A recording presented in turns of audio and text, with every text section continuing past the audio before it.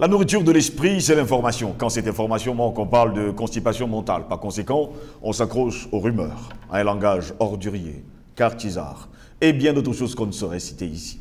Sur ce, mesdames, messieurs, bonjour. Très heureux de vous retrouver sur Panafricanist TV, la chaîne de télévision des panafricanistes, où nous vous apportons le meilleur de l'information sur un plateau d'or. Comme quelqu'un me l'a dit, ce n'est pas un plateau d'argent, mais un plateau d'or. Et notre grande interrogation du jour, puisque c'est une information de dernière minute, Mali, tentative de coup d'État, qui a armé les soldats ivoiriens? Je me reprends, Mali, tentative de coup d'État, qui a armé les soldats maliens? Eh bien, mesdames, messieurs, nouvelle tentative de coup d'État contre le président Assimi Goïta a été déjouée grâce à la vigilance et au professionnalisme du colonel Modibo Koné à l'aéroport international. Un groupe de 49 soldats armés d'équipements lourds, dont 31 soldats des forces spéciales, eh bien, l'armée ivoirienne et 18 de l'armée régulière étaient justement dans le coup.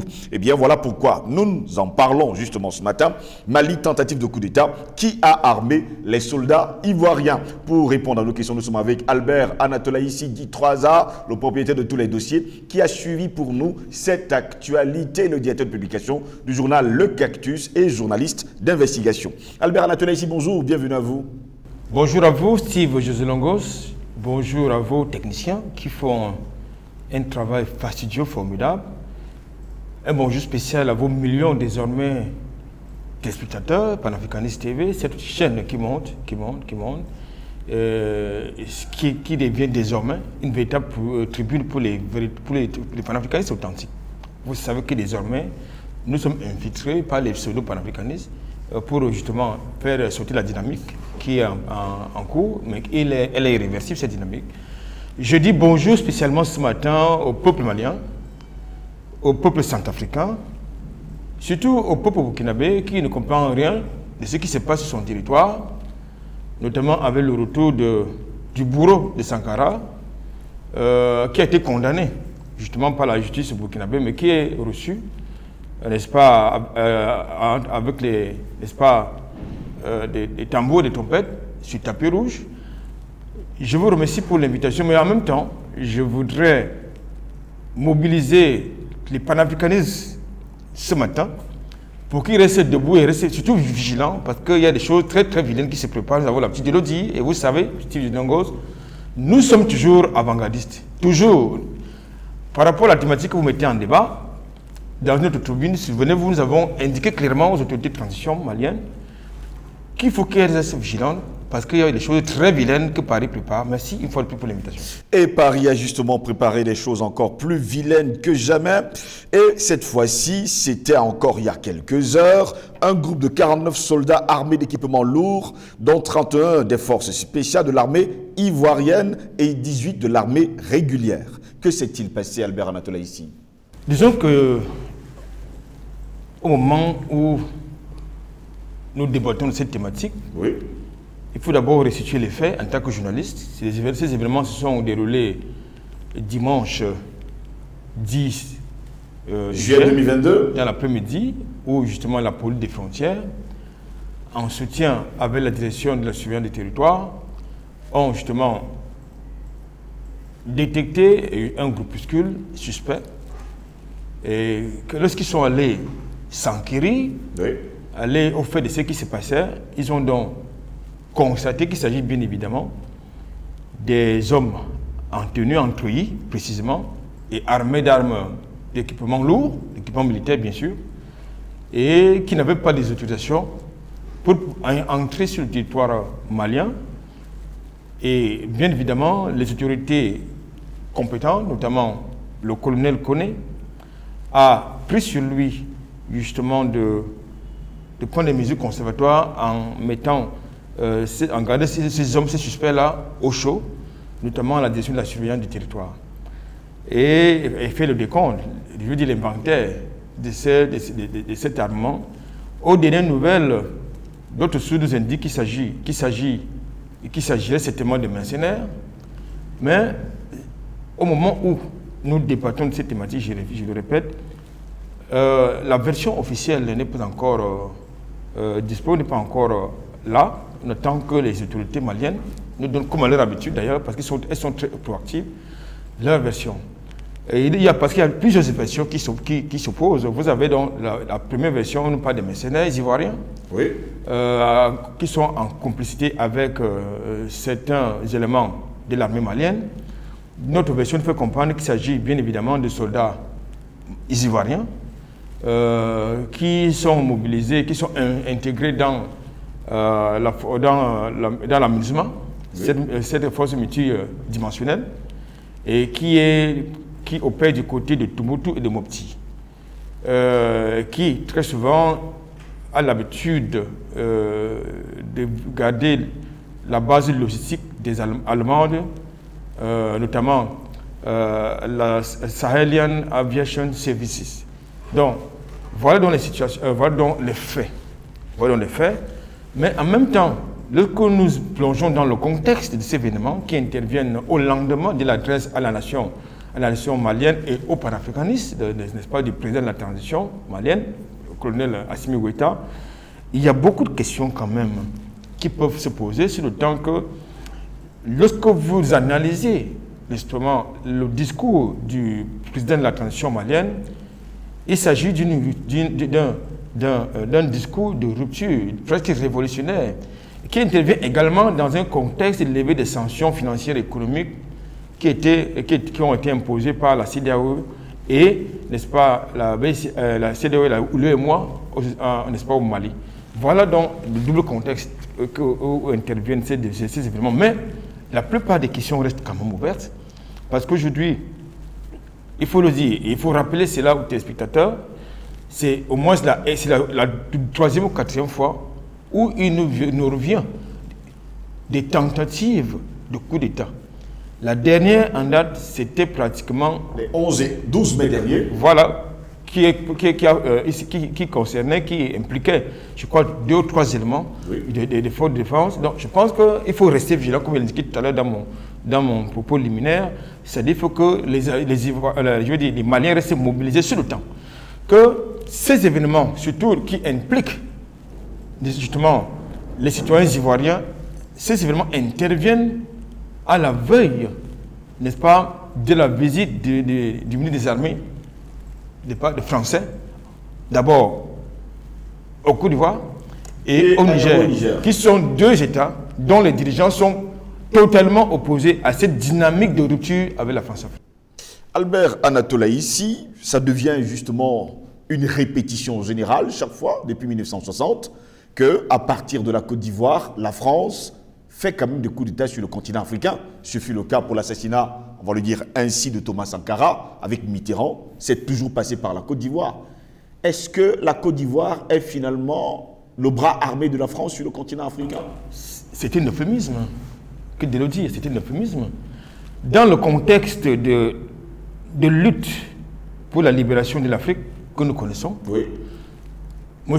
Alassane Dramane Ouattara fait partie justement de cette dynamique contradictoire, divergente, qui œuvre et qui ont clairement montré qu'ils sont justement au service non seulement de l'Union européenne, oui, ils sont au service de l'Élysée. Il a démontré, tout comme celui qui est au Niger, qui a tendance à nous rappeler tout le temps qu'il est président de la République, M. Bazoum. Donc, ce n'est pas donc un hasard si le ministre des Armées français va de ce côté-là dans quelques jours, c'est-à-dire après la fête nationale de Paris, des Françaises. Donc, il va aller de ce côté-là. Pourquoi faire? Je voudrais quand même vous rappeler qu'il y a une académie militaire qui a été ouverte du côté d'Abidjan à l'instigation, à l'initiative de M. Alassane Dramane Ouattara, qui, je veux dire, il assume justement son statut de France-Africain, il assume fièrement son statut de traître, il assume justement son statut justement de celui-là qui travaille non pas pour les intérêts des Africains, c'est-à-dire en l'occurrence des Ivoiriens, mais il assume clairement qu'il travaille pour la France. La preuve, tous les gros contrats sont attribués aux multinationales françaises. Il a presque même vendu la Côte d'Ivoire. Donc quand il le dit, effectivement, pour revenir à votre question, la Côte d'Ivoire a toujours servi de base arrière à la déstabilisation de certains États africains. Tout à l'heure, vous avez pris l'exemple du Burkina Faso, dont le leader panafricaniste Sankara avait été assassiné par un commando qui venait de ce côté-là. Vous avez... Et c'est parfois vice-versa, Albert Anatolaïsi. Non, il faut le dire. Parce qu'à l'époque, c'était à l'époque de Cyril dont on n'a pas envie d'enseigner justement l'histoire dans les manuels scolaires à nos enfants. Et ça, je parle de François Mitterrand? Non, pas de François Mitterrand, je parle de l'ancien président. Blaise Compaoré? Non, je parle de l'ancien président ivoirien. Houphouët-Boigny. Houphouët-Boigny, voilà. Merci. Donc, il s'agit de... Donc, je pense que... Et c'est lui qui est actuellement le président de la Côte d'Ivoire, de la République de Côte d'Ivoire, revendique son ophotisme en tant que père, en tant que fils de l'autre. Ça veut donc dire qu'il a pris à son compte à la fois le passif, mais surtout les actifs de son père spirituel, Houphouët-Boigny, Félix Houphouët-Boigny. Cela dit, je crois qu'il est important.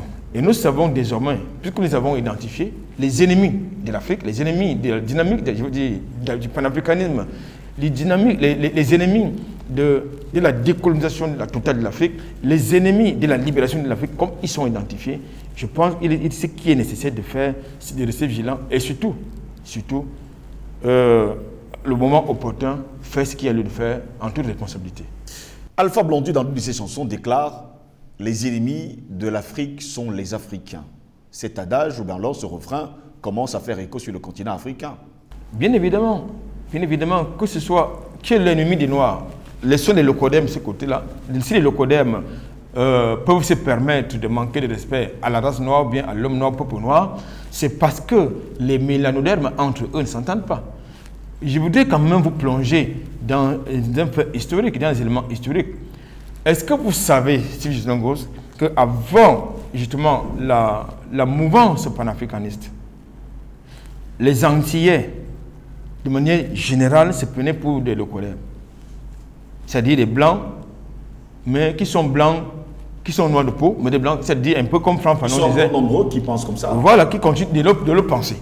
Qui sont blancs, mais ils sont noirs par accident, par effraction, mais ils sont blancs parce qu'ils ont la nationalité française ou bien la nationalité canadienne ou américaine, mais de par leur culture, ils se considèrent comme étant des locodèmes.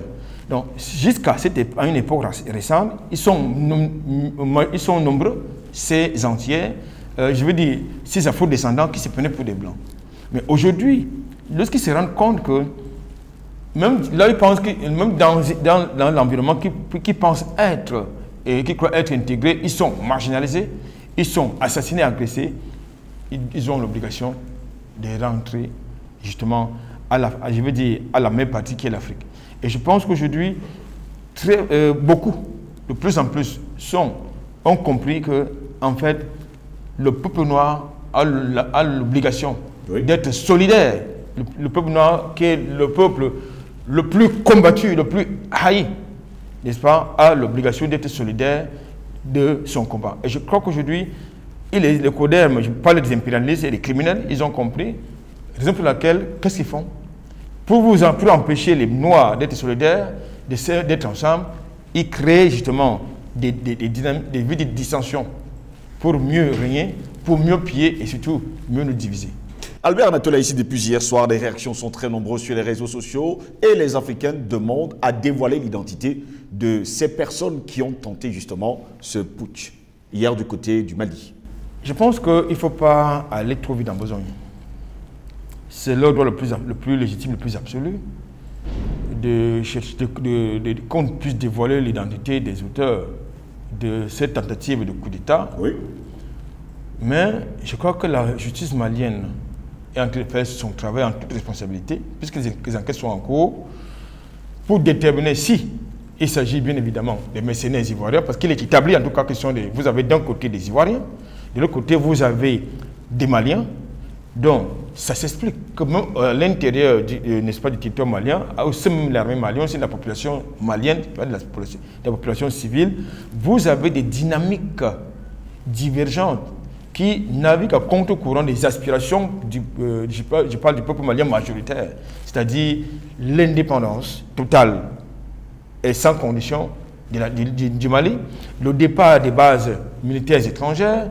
Je pense que vous avez vu dans certains médias étrangers la levée de bouclier de certaines oppositions qui est corrompue, à qui Paris a attribué une grosse somme de 30 millions d'euros. Pourquoi faire?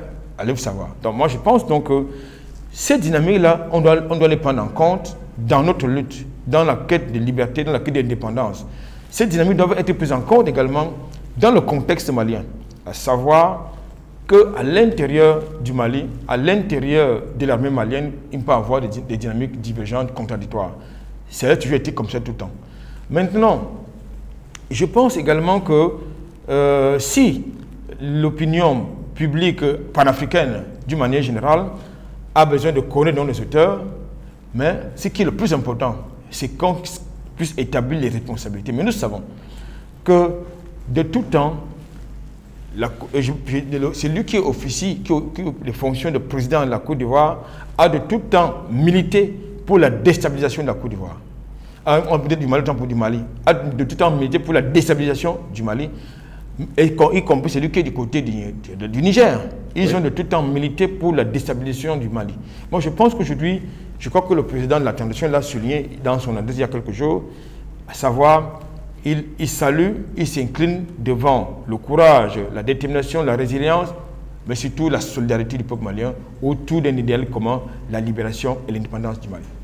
Actuellement, dans les officines occidentales, le Mali est au cœur de toutes les discussions. Ce fut d'ailleurs le cas du côté du Conseil de sécurité des Nations Unies, où la France discutait du Mali en demandant justement le retour de la MINUSMA. On le sait également, la MINUSMA a désormais une année de plus du côté du Mali, même si le Mali n'en veut pas. Est-ce une occasion, on va le dire comme ça, pour déstabiliser entièrement et totalement le Mali?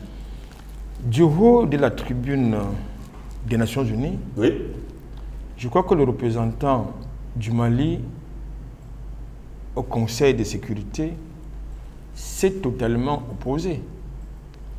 D'abord au maintien de la MINUSMA et ensuite à la prorogation de son mandat d'un an. Ils ont même voulu faire plus.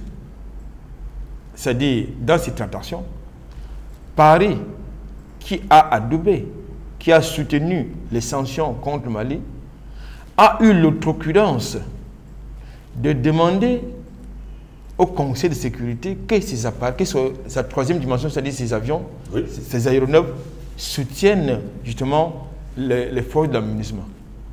Je pense qu'il s'agit là d'un paradoxe, on ne peut plus être très étonnant. Vous avez également de plus en plus une autre actualité. Il y en a qui pensent que c'est une rumeur, mais ce n'est pas une rumeur. Qui fait état de ce que, avec l'appui, le consentement d'Alassane Ouattara et de Macron, l'OTAN a la prétention de venir s'installer au Mali pour lutter contre quoi? Le terrorisme, qui n'ont jamais justement vaincu nulle part au monde. Mais nous savons ce que l'OTAN a fait en Libye. Nous savons ce que l'OTAN allait faire en Afghanistan. Il y a toujours des terroristes de ce côté-là. Nous savons ce que l'OTAN a fait en Syrie. Nous connaissons ces millions de morts qu'il a justement occasionnés, à travers dans divers théâtres d'opération.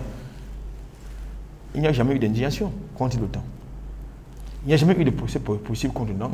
Pas d'accusation de crimes de guerre contre l'humanité. Jamais. C'est normal. C'est-à-dire que le temps tue. Parce qu'ils ont un mandat, celui des USA. Donc, je pense que aujourd'hui, dans ce contexte très, très turbulent, il est important. Il est important et crucial, d'abord pour le peuple malien et ensuite pour tous les panafricanistes, de rester très, très vigilants. J'insiste là-dessus. Il n'y a pas que le Mali.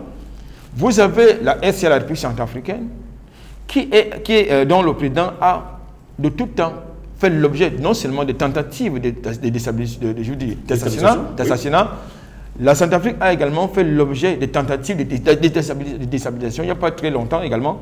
Vous avez suivi par médias interposés, ces médias-là, dire qu'une multinationale finançait les groupes armés pour sa protection. Et quand un multinational finance un groupe armé, c'est pour faire quoi? C'est pour acheter des armes. C'est pour davantage nourrir justement les conflits armés. Mais entre-temps, s'il vous plaît, il y a un embargo sur les armes qui est imposé par l'ONU et Paris contre la République centrafricaine. Donc moi je pense que dans ce contexte trouble, comme je l'ai indiqué tantôt, je crois qu'il est de bon ton de chercher des alternatives ailleurs. Et la Russie fait partie des nombreuses alternatives justement que nous devons explorer. Mais avant tout, avant de rejeter des alternatives ailleurs, il est important qu'on puisse de manière, je veux dire, objective et responsable, s'organiser entre nous, parce qu'il est très difficile de libérer un peuple qui n'est pas éduqué. Jusqu'à preuve de contraire, on a parlé d'un énième coup d'État. Ça signifie que ces tentatives vont continuer jusqu'à renverser Assimi Goïta. Vous savez que ça a toujours fonctionné comme ça. Je voudrais vous plomber. Paris a toujours fonctionné comme ça. C'est le scénario habituel. C'est-à-dire que lorsque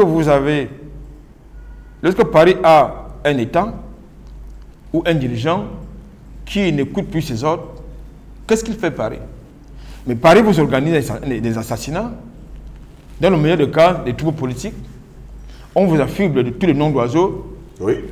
Un État dictatorial, corrompu, autocratique, et tout le baratin qui va avec. Donc, nous ne sommes donc pas surpris.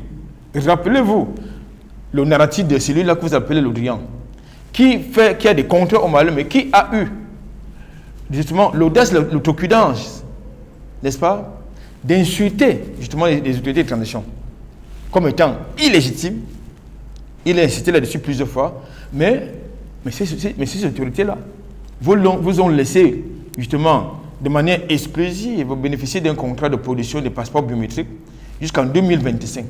Avec ce que cela comporte comme, je veux dire, avatar, avec tout cela comporte comme iniquité. Donc, je pense que vous avez donc en face de vous des individus qui ont encore la nostalgie de la colonisation, la nostalgie des travaux forcés, des dépôts de travaux forcés, la nostalgie de la recolonisation, surtout la nostalgie de la traite négrière. Mais c'est révolu. La jeunesse actuelle, je parle de la jeunesse dynamique, consciente, cette jeunesse-là pense qu'après la Première et la Deuxième Guerre mondiale, les paradigmes vont changer. Ça signifie que les autorités maliennes doivent faire attention, très attention des hommes. Absolument, elles doivent plus que des hommes faire très attention, elles doivent être même très très vigilantes. Parce qu'aujourd'hui, vous avez des projets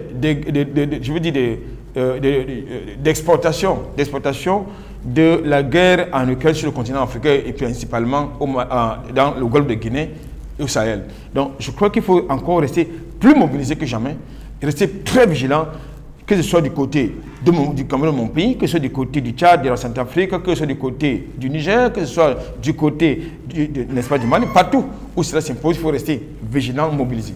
Merci à vous Albert Anatola ici d'avoir été des nôtres. C'est fait un plaisir.